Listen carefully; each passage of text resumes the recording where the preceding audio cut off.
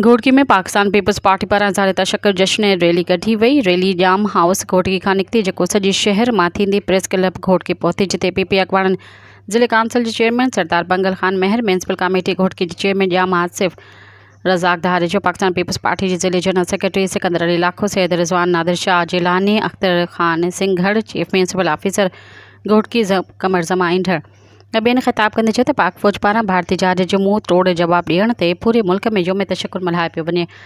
पाक फ़ौज भारतीय जहाज़ जी भरपूर जवाब ॾेई वतनी अज़ीज़ जे दिफ़ा खे यकीनी बणाए छॾियो आहे। भारत जे हमलनि खे नाकाम बणाए छॾियो आहे। पाकिस्तान जी आर्मी, नेवी ऐं फ़िज़ाई जे जवाननि से पैसाल आसिम मुनीर जी अफ़गानी में भारत खे उन जे हदुनि में वञी कामयाब हमला कया, जंहिं ते मुल्क जो अवाम तमामु घणो ख़ुशि नसीब आहे ऐं ख़ुशि आहे। मुल्क जो जवान पको तोड़े पोढ़ो औरतुनि ऐं ॿार पाक फ़ौज सां गॾु आहिनि ऐं असां पाक फ़ौज खे सलाम पेश कयूं था।